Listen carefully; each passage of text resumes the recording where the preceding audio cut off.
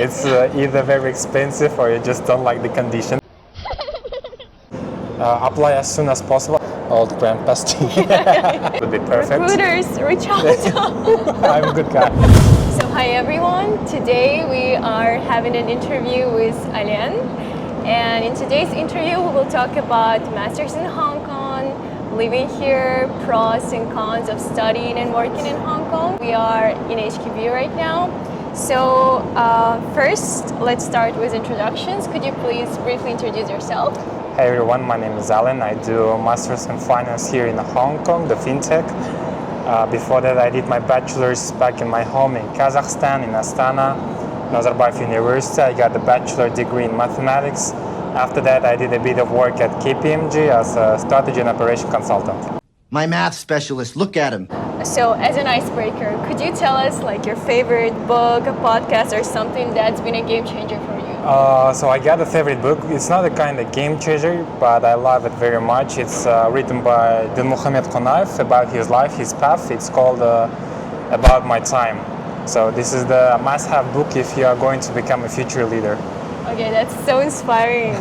So firstly, we will talk about academic and personal journey. Okay. So you said that you studied mathematics in Nazarbayev University, right? So how did it lead to choosing Fintech later? So according to my journey, I always wanted to do something related to finance, and at the same time I was also thinking that like the programming and all these tech things, they're going to be the future. Yeah. So I was looking for something which could combine these two things, and Fintech seemed to be like the best solution for that, and that's how I ended up choosing this program. Was the math major hard? Very hard, yes.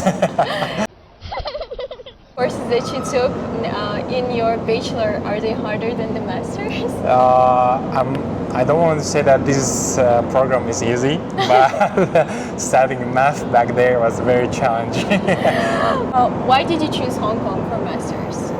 So again, coming to my decision, I was looking for something for a place where I could get a scholarship, where they could cover my living expenses, and also there would be like the English-friendly working environment in the future. So like I could work after my graduation, and Hong Kong became the only place which could like tick all my wishes. Okay. Did you apply to any other universities in Hong Kong? In Hong Kong, Baptist University was the only one, but I did apply a couple of universities in Europe, in Nazarbayev University as well, and I got accepted to all of them, but Hong Kong was the best option.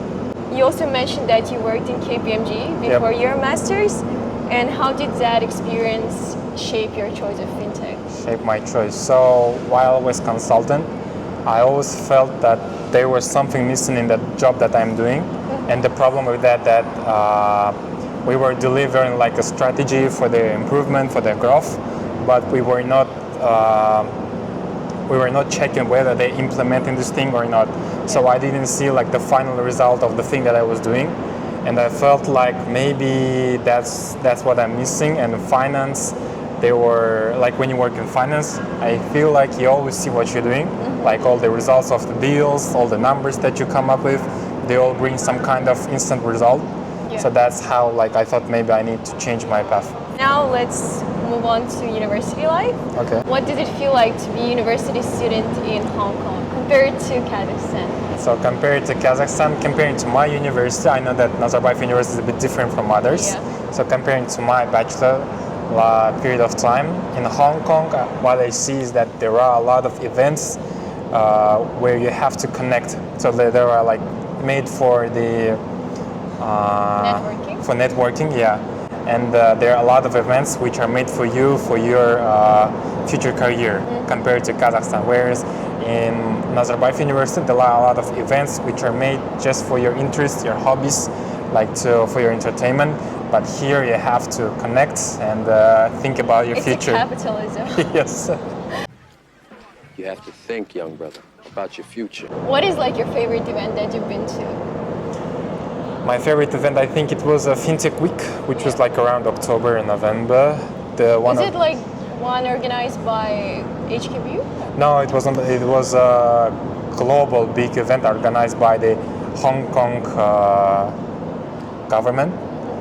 People working in fintech all around the world came up here and talk about their achievements and things related to fintech. Did you get the ticket for free? I think it's pricey, right? It's very expensive. Yeah, it's like in I don't remember in HKD, but in Kazakh tenge it's around 300,000, something like that. Where did you buy it? No, I got it for free as a fintech student. Okay, so I know that like a lot of events, the tickets are given for free for students. Yes. I think it's like one of the perks in general of studying in Hong Kong. Yeah. Many things like either discounted or free for students. Yeah, especially if it's related to your program that you're studying. Yes, I also went to one event. It's called, I think, Consensus around October, also for free. What's been challenging for you in terms of studying in Hong Kong? Like you said, studies are not that challenging. What about other aspects like finding friends, finding housing? So housing is a big issue in Hong Kong, right? It's either very expensive or you just don't like the conditions. It's one of them. But apart from that, if you are Kazakh, you're very lucky because here's a big Kazakh community and you can find any friends. Community, like there is, I know, Indonesian community as well. Oh, probably, like yeah. South Asians. But there's a small issue that if you want to make like kind of local or Chinese or maybe international friend, Yeah. you can get along with them. But what I felt just I couldn't get close with them. I couldn't get some, couldn't find a kind of soulmate Is it because from them. of like the language barrier or the cultural Probably barrier? cultural thing, yeah, or language barrier, but Okay. I couldn't find someone who I can get close with. And the other issue for a Kazakh student, it would be the food. Yeah. It's hard. It's hard to find a good food that is maybe halal and not so much expensive and I tastes think good. when you are like on campus, you are like limited by the halal food options, and Yeah. you keep eating them every day. It's kind of crazy. Yeah, but I agree on like being hard like to find like close friends. Even back when I was studying in the US, like as an exchange student at high school, it was hard like to connect on a deeper level. I think because of like language barrier, definitely for me at that time, but also I think you're just coming from different perspectives. But now when it's my like fourth year, I have some like, very good friends who are not from my country. Okay. Yeah, but I think it also depends on a person. Yeah. Drop in the comments how it's for you. What do you think? How did you find friends? Yeah. You said you attended a lot of events. Did you like also join any clubs like MUN or something? No, honestly, I didn't spend my time here doing the cloud things because I was more focused on my career. So it's like, Capitalize. it's like a 1-year master program, so Yeah. I wanted to maximize my Yeah. efficiency. Do you actually think that 1 year is enough? For me, if I wouldn't be looking for a job here, that would be enough, yes. Yeah. But if you're looking for a job, it's a bit challenging. Is there any possibility of like making it for 2 years, or it's just fixed, right? It's fixed, yes. Okay. Like, it's All not the fixed Hong if Kong you fail. universities. Okay. What about other Hong Kong universities? Are they also 1 year? No, it depends actually on your program. Even like within HKBU, there are programs which are like for 1.5 years, some of them for 2 years. So Okay. it depends on the program you choose. Okay, that's nice. I also think that like 1 year is not enough because you spend at least 3 months adapting. Yes. Then you just get into here. Yeah. You're also agree. like applying to jobs Yeah, anxiously. having fun, studying, and learning and working at the same time. It's very hard. So now let's talk about the advantages, like pros of studying in Hong Kong. Okay. What I like about this program and the things about Hong Kong is that all the things that you do here, they're like kind of preparing you for your future, for your job. Not just giving you knowledge, but all the professors, all the people around, they're telling you what could be useful for you in the future. So I think that's one of the biggest advantages of studying in Hong Kong. And the other good thing about Hong Kong universities, like studying in Hong Kong, is that you get an IANG visa after that. Yeah, like visa is a big issue in other countries. Like you have to go through a lot of processes, but I think especially in like US. yes, but in Hong Kong it's very easy. You just apply and then done. ING Visa is very easy to apply, I know. And I think you don't even need a job like to apply Yes, for it. yeah, you're right. You just can apply for it even online, as most of these things in Hong Kong, you just apply online. I actually need to apply for that after I graduate. And also, you can get a PR, right? Like, After living 7 years in Hong Kong. yes. Are you planning to do it? Because if I'll apply for PR, I'll be somewhere around like 31. That's too much for me. What are your plans actually? My plans perfectly. It would be if I found a job here in a big company here in Hong Kong, maybe like in banking. That would be perfect. Recruiters, reach out. I'm a good guy. My math specialist, look at him. Very smart. Yeah, he studied maths. So and working here like a couple of years, maybe 2-3 at most. And after getting that much experience and knowledge, I would try to come back home Okay. and try to do something there. I also think that like many countries have like really high tax rates. For example, like Netherlands, Yes. like their tax is like around 50%, which is crazy to me, just giving 50% of your salary there. And in Hong Kong, it's only 5%.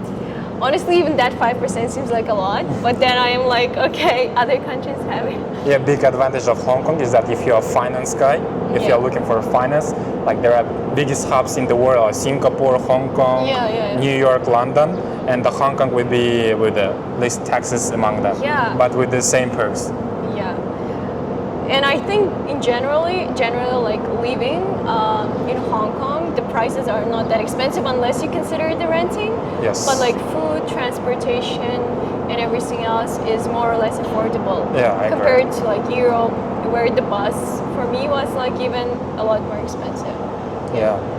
Lifestyle, I actually like that they're like active, sportive. Yes. Even if you go to a park, you always see like adults or seniors doing Tai Chi and stuff. And it's motivating because like when I go on a run, I see other people running and it motivates me to run. Yeah, if you go like outside 7 a.m., you'll always see like old grandpas. Yeah, I think we forgot to talk about our campus. Like, do you actually like the campus, the facilities here, like the gym?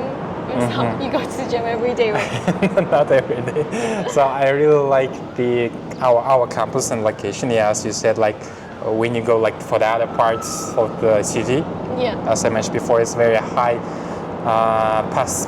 high-paced lifestyle. But here it's a lot of people who do not care about the time, and the buildings here are not so much tall. So you feel like very peaceful here. And good thing about HKBU is that they are expanding their campus and they're renovating everything, so everything feels so fresh, new, and beautiful. Let's talk about the challenges of Hong Kong. Okay. We discussed that renting is one of them. What else do you think? I think language is one of the things that I regret about. I mean, if I could start learning Chinese a bit earlier, I mean, in general started learning, I would be happy to do so. Why don't you start it now? I think I'll start it now after I find a job, because right now probably I'll go home sooner for some time. What do you think is like better to learn? Mandarin, Chinese, or Cantonese? Mandarin would be best, because like choosing between them two, because Cantonese is more for a southern part of China, but but if you know Mandarin, you could go for most parts of the China, and recruiters here in Hong Kong, they are not looking only for Cantonese, they are okay with both of the languages. Like we in Bachelor, we take the Mandarin course, but this is like very beginner, like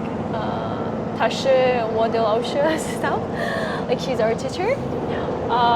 But yeah, I also tried learning Cantonese when I was year 2, but it's very hard because you're like learning with people who know Mandarin. And they're keeping up very fast. Yeah, it's very hard, like, because for them, half of the words they know it, and then when it's listening, when it's speaking, it's not like, hello, my name is, the guy is already like ordering food and stuff, and I'm like, what is happening? I think I took like 2 out of 10 in one of the listenings, but at least I learned stuff.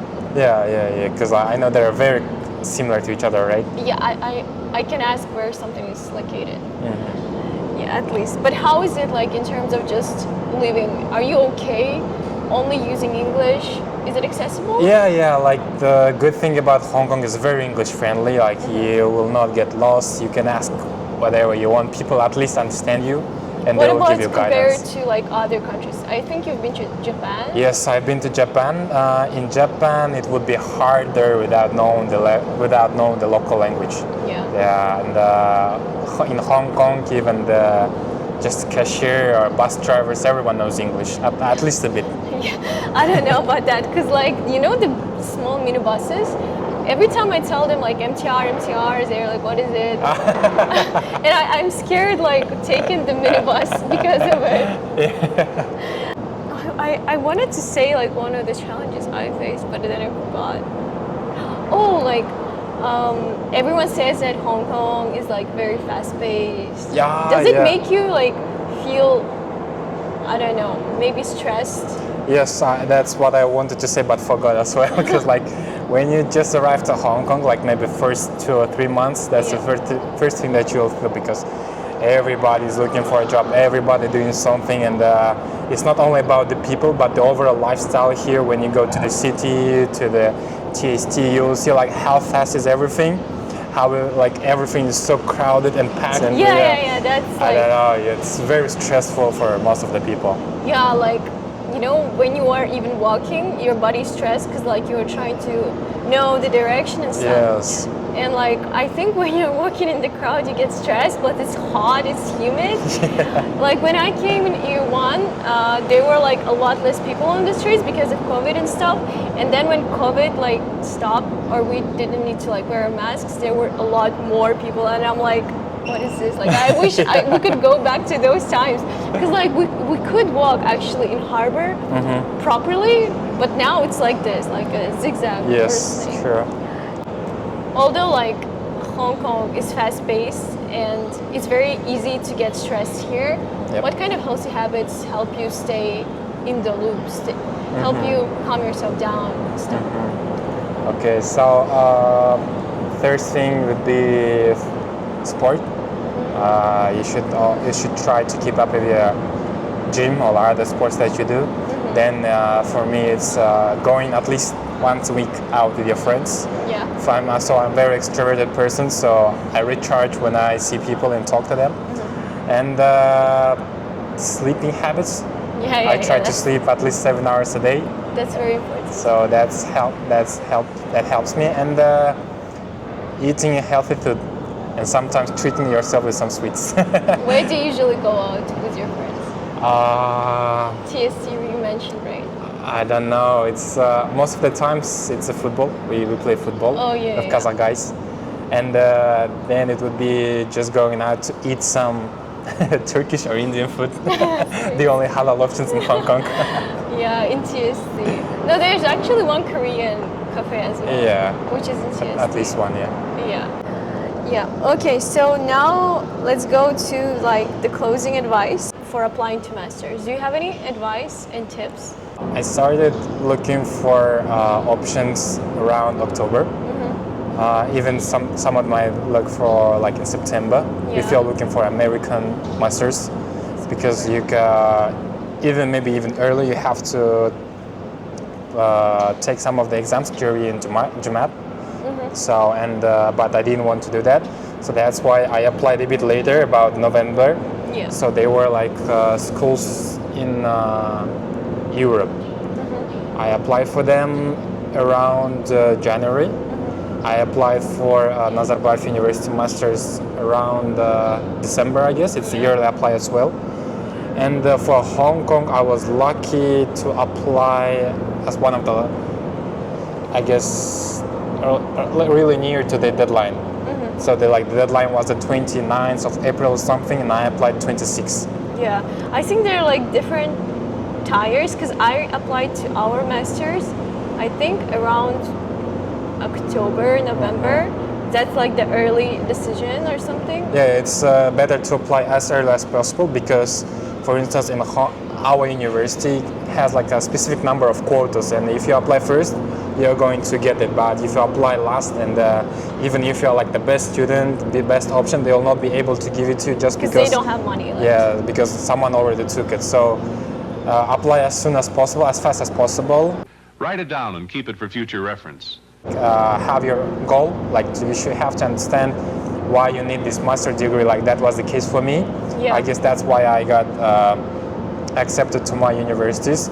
So I knew what path I want to take in the future, and I wrote it down in all of my essays that I had. And whenever it came to interview, they were asking for my future, for my vision, and I could like deliberate on what I see and what kind of specific skills do I want to get here, and how I'm going to implement that in the future. I guess that was like the best thing about me when I was applying. For students in Kazakhstan or elsewhere dreaming of studying in Hong Kong, what's one piece of advice you would give them? So let me give two advice. I think that would be better, because the first one is if you want to stay in Hong Kong and work in Hong Kong, start learning Chinese as soon as possible. It doesn't matter, Cantonese or Mandarin, just start it. Yeah. And the second thing would be don't be afraid to reach out to people who are already here, especially Kazakh community. Like there are a lot of us here who already did a lot of different types of programs, and everyone will be very happy to answer and help you and share with their experience. How did you actually find them? I was lucky to have friends already here, and I just talked to them, and I just connected to other people through them. Other than that, I think you can always reach out to people on LinkedIn. LinkedIn, There's like a lot of people reach out to me on LinkedIn. Sometimes they find my Telegram, I don't know how. Okay. Yeah, and they just ask me. And also, like our university website has a specific section for current students. So I'm not sure if it's for masters, but for bachelors, there's such a section, so you can look for it. Okay. Yeah. Thank you, everyone. See you next time. All right. Subscribe, Ayazhan. Subscribe to Alen, but he doesn't have a YouTube channel. Yes. If you have any comments, if you have any questions, leave and we'll answer. Bye bye.